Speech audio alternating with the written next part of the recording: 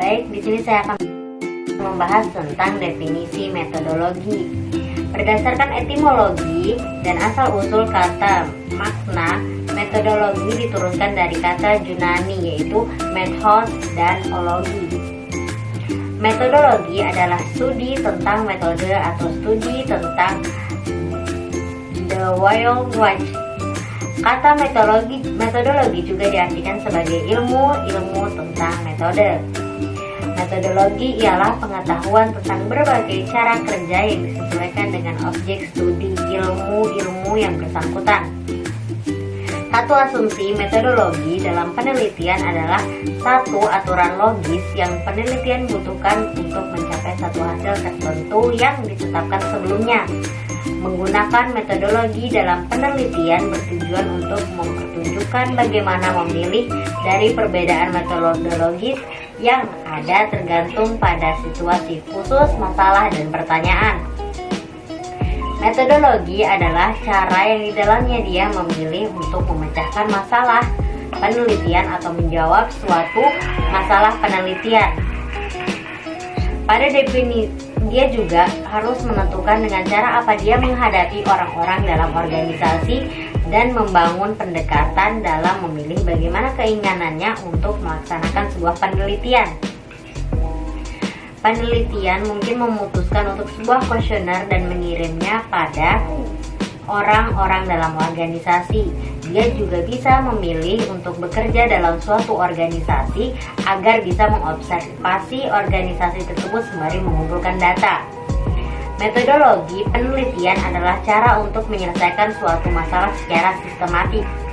Hal ini bisa dipahami sebagai ilmu pengetahuan yang mempelajari cara untuk menyelidiki masalah yang memerlukan pemecahan.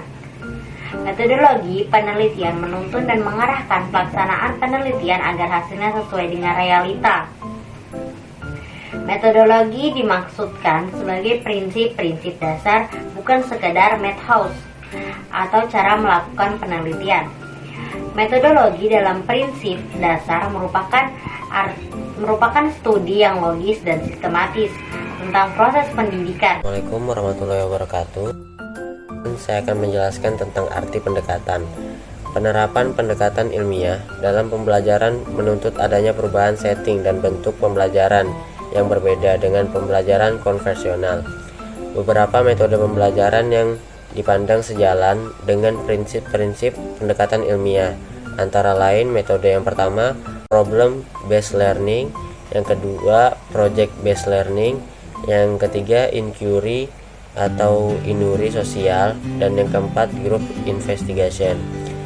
Metode-metode ini berusaha membelajarkan siswa untuk mengenal masalah, merumuskan masalah, mencari solusi atau menguji jawaban sementara atas suatu masalah atau pernyataan dengan melakukan penyelidikan atau menemukan fakta-fakta melalui penginderaan, dan akhirnya mampu menarik kesimpulan dan menyajikan secara lisan maupun tulisan.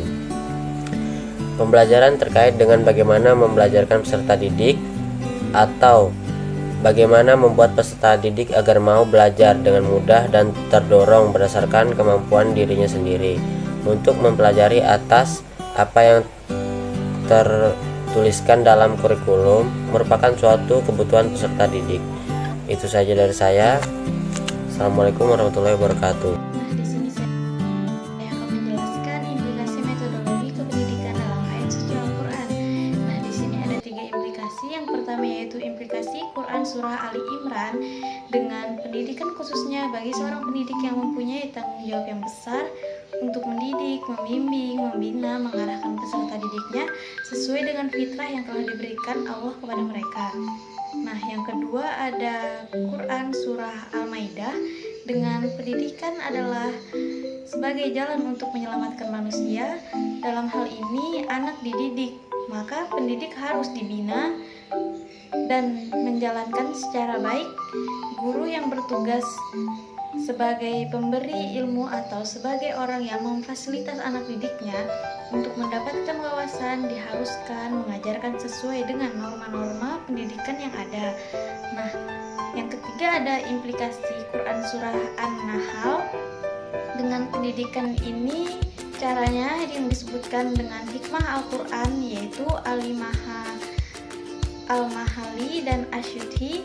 Makna umum dari ayat ini bahwa Nabi memerintahkan untuk mengajak umat manusia dengan cara yang telah menjadi tuntunan Al-Quran, yaitu metode Al-Hikmah, Mau'izah, Hasanah, dan Mujadalah. Selanjutnya ada pendekatan ke pendidikan Islam. Dalam Kamus Besar Bahasa Indonesia, pendekatan adalah proses pembuatan dan cara mendekati usaha dalam rangka aktivitas penelitian untuk mengadakan hubungan dengan orang yang diteliti, metode-metode untuk pencapaian pengertian tentang masalah penelitian. Ada beberapa pendekatan, yaitu pendekatan filosofis, pendekatan induksi-deduksi, pendekatan sosiokultural, pendekatan fungsional, dan pendekatan emosional.